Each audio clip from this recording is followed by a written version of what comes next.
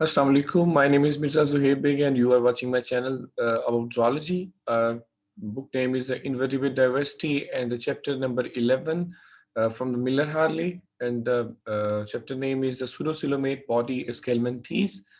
And today our topic, or you can say that we are going to throw the light on the phylum Acanthocephalla. ये phylum Acanthocephalla क्या होता है, ये हमने आज देखना है। Acanthocephalans को Acanthocephalans क्यों कहते हैं? फर्स्ट ऑफ ऑल इसके अंदर हमारे पास आ जाता है कॉन्टेंट्स के कौन कौन से कॉन्टेंट्स हैं फाइलम Acanthocephalla। लाइक ये एक आपको डायग्राम नजर आ रही है, ये एक माइक्रोस्कोपिक डायग्राम है। Through the scanning electron microscope से जो ये डायग्राम ली गई है, और इसके अंदर अगर आप देखें तो ये फ्रंट पे ये एक खास तरह की स्ट्रक्चर है जिसको आगे हम चल के पढ़ेंगे कि जिसे हम प्रोबोसिस बोलते हैं। प्रोबोसिस क्या होती है ये भी हमने देखना है, और इसका क्या रोल है इसके अंदर कैंथोसिफेलेंस के अंदर। So first of all our contents includes the habitat, biodiversity, size, anatomy, body wall, body form, feeding, nervous system, digestive system, reproduction, and life cycle, and in the last is the importance of this phylum. तो कैंथोसिफेलेंस जो है इनका जो importance है ये सारी हम इसमें पढ़ेंगे। तो फर्स्ट ऑफ ऑल यहाँ पर जो है फाइलम कैंथोसिफेला, कैंथोसिफेला अगेन एक और जो है वो डायग्राम आपको नजर आ रही है कि कैंथोसिफेलन माइक्रोस्कोपिक डायग्राम है, और इसमें फिर से ये एक प्रोबोसिस है और एक प्रोबोसिस है। इसमें हमारे पास साइंटिफिक नेम इसका जो है, इसकी जो स्पीशी नेम है वो है एम हिरुडीनेशियस इसका साइंटिफिक नेम है। कॉमनली इसे स्पाइनी हेडेड वर्म बोलते हैं, क्योंकि इसकी जो हेड होता है या जो प्रोबोसिस होती है elongated स्ट्रक्चर है उसके ऊपर जो है वो मुख्तलिफ तरह के स्पाइंस होते हैं। तो स्पाइंस होने की वजह से इसे स्पाइनी हेड वर्म का नाम दिया गया है। हैबिटेट मोस्टली जो है अडल्ट अमूमन तो ये जो एंडोपैरासाइट्स हैं और वर्टिब्रेट्स की बॉडी में रहते हैं, लेकिन अर्ली स्टेज जो है वो जैसे जुवेनाइल स्टेज जो है जिसे हम कहते हैं कि अर्ली या इनिशियल जो इनकी स्टेजेस होती हैं वो हमेशा ये क्रस्टेशियंस की बॉडी में कंप्लीट करते हैं for crustaceans that belongs to the phylum Arthropoda. Diversity and distribution अगर इनकी देख लें तो ओवरऑल कहा जाता है कि लगभग 1100 के करीब इसकी स्पीशीज है। बायोडाइवर्सिटी है उस कुछ ऐसी जो फ्रेश वाटर में है, कुछ ऐसी जो मेरीन वाटर में है, कुछ ऐसी जो टेरेस्ट्रियल हैबिटेट, यानी ऑल काइंड ऑफ हैबिटेट में हमें ये इजीली अवेलेबल है। ऑस्ट्रेलिया के अंदर इसकी 70 स्पीशीज डिस्क्राइब की गई हैं जो कि इसकी 16 फैमिली से बिलोंग करती हैं, और वो सारी की सारी लोकलाइज स्पीशीज हैं जो इस ग्रुप से मतलब वहां पर ऑस्ट्रेलिया के अंदर प्रेजेंट है। क्वेश्चन ये है कि why they are called as the spiny headed worms. इनको स्पाइनी हेडेड वर्म्स क्यों कहते हैं? इसका आंसर यहाँ पर बताता चलो, ये एमसीक्यू भी है और शॉर्ट क्वेश्चन भी पूछा जा सकता है आपको। It is because its proboscis is covered with recurved spines, क्योंकि इसकी प्रोबोसिस जो होती है उसके ऊपर स्पाइंस होते हैं। लाइक अगर ये डायग्राम अगर आप देखें तो यहाँ पर ये प्रोबोसिस है और इसके ऊपर ये बहुत सारी रिकर्व जो है बैक साइड पे कर्व जो है वो स्पाइंस प्रेजेंट होते हैं। So that's why this individual have the common name spiny headed worm। तो साइज जो है अमूमन वेरी करता है। फॉर एग्जांपल अगर इसकी साइज की बेस पे बात करें तो कहते हैं कि लेस जो स्मॉल है, मोस्टली जो स्मॉल साइज की होते हैं वो ऑलमोस्ट 40 मिलीमीटर इन साइज है, और जो मैक्सिमम साइज है, जो सबसे लार्जेस्ट साइज है इसकी स्पीशी हिरुडिनेशियस के, वो लगभग जो है वो 90 सेंटीमीटर लॉन्ग होते हैं। फीडिंग के हवाले से फीडिंग में अगर देखा जाए तो ये ऐसे इंडिविजुअल्स हैं, अगर आप इस डायग्राम में भी इवन देखें तो कोई प्रॉपर आपको माउथ नजर नहीं आ रहा होगा, ना ही इसका इस पे प्रॉपरली डाइजेस्टिव सिस्टम होता है। तो ये फिर कैसे खुराक हासिल करते हैं, कौन सा ऐसा प्रोसीजर है कि जिसकी वजह से ये अपनी खुराक जो है वो मतलब वो डाइजेस्ट करते हैं या उसकी ब्रेक डाउन करते हैं? So there is the many question rise because due to the absence of the mouth and digestive system in the Acanthocephalans. So adult Acanthocephalans attached to the digestive tract of vertebrate host with their proboscis। यानी ऐसा होता है कि ये हमेशा एक अपने जो वर्टिब्रेट होस्ट है उसकी इंटेस्टाइन के साथ अटैच हो जाते हैं, उसके डाइजेस्टिव ट्रैक्ट से अटैच हो जाते हैं, और वहीं से वो exchange of nutrient, exchange of gases, exchange of waste जो है वो कंप्लीशमेंट होती है with the through the body wall. यानी अपनी बॉडी वॉल के थ्रू, इसी की बॉडी वॉल देन स्किन के थ्रू जो है सारी चीज़ों के गैसेस का, वेस्ट का और खुराक की जो एक्सचेंज होता है, और देयर इज नो माउथ और digestive track is present. So what's about the next is the anatomy. Anatomy जो है There is a structure called genital ligament which runs from the anterior end of the proboscis sheath to the posterior end of the body. इसकी internal structures तो वैसे तो बहुत सारी हैं, जिसमें हम देखते हैं कि गैंग्लियन प्रेजेंट है, जिसमें मसल्स हैं।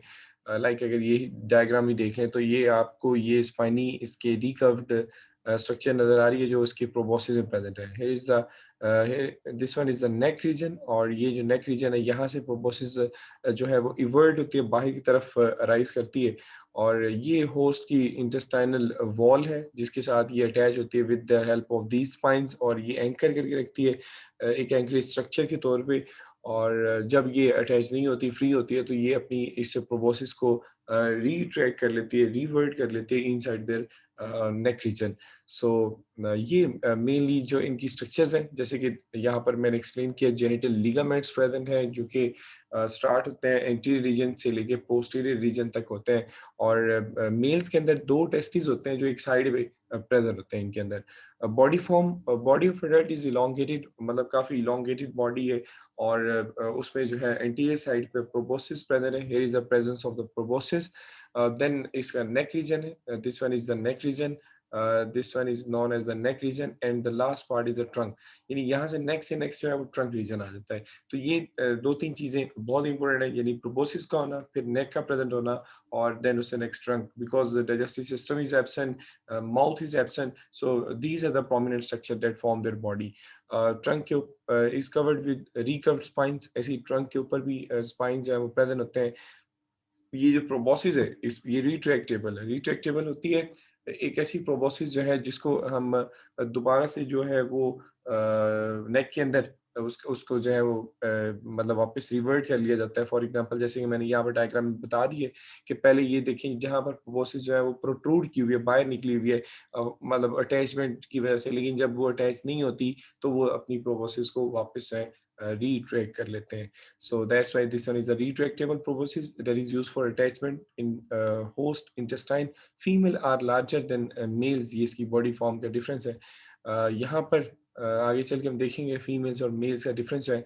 बॉडी वॉल के पॉइंट ऑफ व्यू से अगर देखें तो सबसे बाहर वाली जो कवरिंग होती है, सेल्स जो है सबसे बाहर जो आउटर मोस्ट कवरिंग बनाते हैं उसे हम टेगोमेट बोलते हैं, और बहुत सारे सेल्स आपस में फ्यूज हुए होते हैं, उनकी फ्यूजन से सिंसिशियल टेगुमेंट बनती है। Syncytial, that is a fusion of the different cells that form the teguments. So that kind of tegument is called as a syncytial tegument. This tegument is mainly present in the acanthocephalans, और यही चीज जो है इसको parasitic life भी provide करती है, जिसकी वजह से ये प्रोटेक्टिव मेम्ब्रेन के तौर पे भी रोल प्ले करती है। इसी के साथ जो है ग्लाइकोकैलिक्स होती है, जो कि कवर कर रही होती है टेगुमेंट को, यानी ग्लाइकोकैलिक्स है बेसिकली ये टेगुमेंट जो है इसके ऊपर भी एक प्रोटेक्टिव कवर होता है, और उस प्रोटेक्टिव कवर को हम ग्लाइकोकैलिक्स बोलते हैं। और ग्लाइकोकैलिक्स की कंपोजिशन देखें तो 2 मेन चीजें, म्यूकोपॉलीसेकेराइड और ग्लाइकोप्रोटीन जो है वो मिलके इस ग्लाइकोकैलिक्स को बना रहे हैं, और यही वो चीज है जो जब ये किसी भी होस्ट की बॉडी के साथ अटैच होता है तो डेफिनेटली आप जानते हैं कि कोई भी फॉरेन सब्सटेंस जब किसी भी होस्ट की बॉडी में दाखिल होता है तो उस होस्ट ने अपने डिफेंस में कोई ऐसी स्ट्रक्चर बनानी होती, मतलब वहां पर उसको डाइजेस्ट करना होता है, कुछ ऐसी सिक्रीशंस खारिज करती है, डाइजेस्टिव एंजाइम्स खारिज करती है। ऐसी वो लिविंग ऑर्गेनिज्म भी डाइजेस्टिव एंजाइम खारिज करता है, लेकिन इसके अंदर मौजूद ये म्यूकोपॉलीसेकेराइड और ग्लाइकोप्रोटीन की जो लेयर है ये उसको प्रोटेक्शन दे रही है against the enzymes of the host and provide the immunity. Digestive tract, they lack digestive tract as you already have the awareness, absorb food directly through the tegument from the host, यानी host की जो body होती है उसमें उसकी body से जो है वो direct इसने tegument के through ही जो है वो अपनी खुराक लेनी होती है, और excretory system में protonephridia may be present or may be absent. So in that condition, if the protonephridia is absent, in that condition the waste material remove out through the tegument, just like the entry of the food from that tegument. So what's about the nervous system? Nervous system is composed of ventral anterior ganglionic mass. ganglionic masses होते हैं, sensory organs जो है वो बड़े poorly developed है, highly develop नहीं है, इस वजह से इनकी सेंसेशन जो है वो इतनी क्लियर नहीं होती जितनी कि यहाँ पर होनी चाहिए। रिप्रोडक्शन पॉइंट ऑफ व्यू से सेक्सेस जो है वो अलग अलग होते हैं, मेल और फीमेल अलग है, डाइशियस कंडीशन है। मेल के पास जो है वो प्रोट्रूसिबल पीनस जो है वो प्रेजेंट होता है। और जैसे कि अगर आप इस डायग्राम के अंदर देखें तो here is a this one is a female and here is a male. यहाँ पर दोनों के ये प्रोबोसिस प्रेजेंट है, this one is a proboscis. और प्रोबोसिस जो है इसमें आपको यहाँ पर स्पाइंस भी नजर आ रहे होंगे, ये स्पाइंस यहाँ पे प्रेजेंट है इसकी बॉडी के साथ। ये रिट्रैक्टर मसल्स हैं, ये रिट्रैक्टर मसल्स जो है प्रोबोसिस को वापस जो है वो नेक के अंदर लेके आते हैं। प्रोबोसिस पाउच है जहाँ पर प्रोबोसिस जो है वो मतलब वहाँ पर लाई करती है in the rest stage when that is not attached with any host body or any substrate.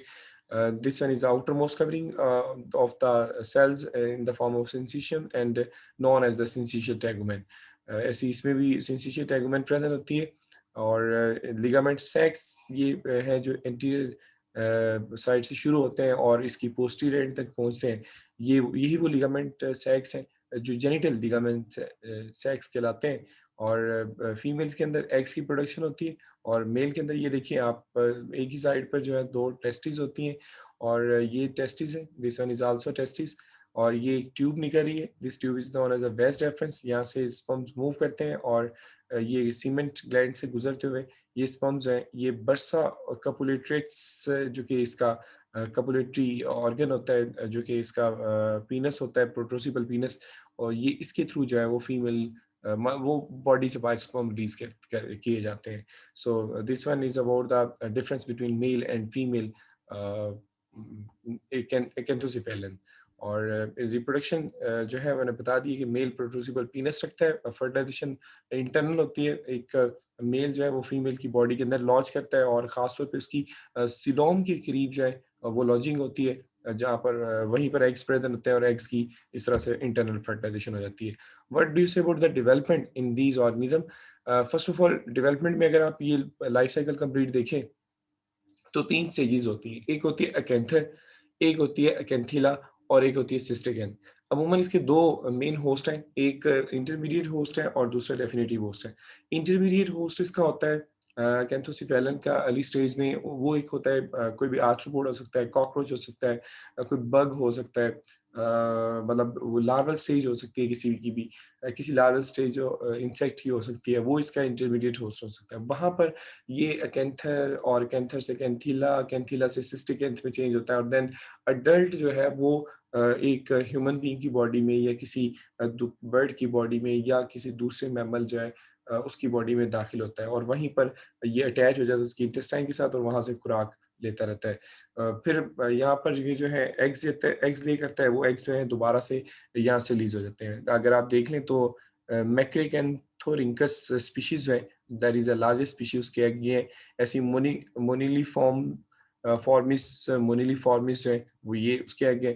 तो जो भी खैर जो भी लिविंग और मतलब ये होगा पैरासाइट होगा ह्यूमन की बॉडी में फॉर एग्जांपल, तो इसके फीसिस के जब वो रिलीज करता है तो उसके फीसिस से ये एग्स जो है वो रिलीज होते हैं और वहां से उसको इनटेक कर लेता है egg ingested by the arthropods. वो इंटरमीडिएट होस्ट है, आर्थ्रोपोड में कॉकरोच हो सकता है, वो लार्वा हो सकता है। वहां पर वो कैंथर में चेंज होता है, कैंथर से कैंथिला और कैंथिकिला से सिस्टिकेंथ। So egg pass out of the host with feces and must be eaten by some insects or aquatic crustacean. In invertebrates, larva emerge from the egg and now is called canthar. It burrows through the gut wall and lodges into the hemocoel. यहाँ से वो hemocoel में lodging होती है, where it develop into the canthilla. A canthilla eventually change into the cystigen.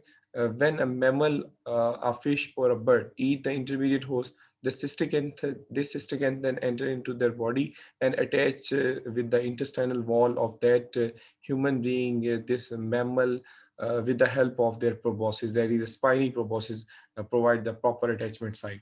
So this one is the process of development of the life cycle of Acanthilla. Importance क्या है? Only 2 species जिनमें से एक जो है मैक्रिकैंथोरिंकस हरूडिनेशियस जो है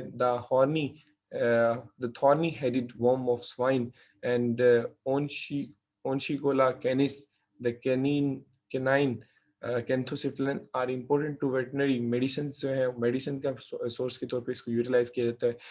यही 2 स्पीशीज जो है मेडिसिन सोर्सेज के अलावा अगर हम फर्दर देखते हैं तो मोस्ट स्पीशीज जो है वो पैरासिटाइज होती हैं, पैरासिटिक एसोसिएशन रखती हैं फिश के साथ, मेरीन फिशेस के साथ, फ्रेश वाटर फिशेस के साथ, और एक्वेटिक जो बर्ड्स होते हैं पानी के करीब जो उस फिश को अपनी खुराक के तौर पे यूज़ करते हैं। So this one is the topic of today. Thank you very much. I hope आपको काफ़ी हद तक ये अकेंथोसिफेलन फाइलम जो है वो क्लियर हो गया होगा। कल तक के लिए इजाज़त दीजिए, इंशाल्लाह एक नेक्स्ट लेक्चर के साथ हाजिर होंगे। अल्लाह हाफिज़।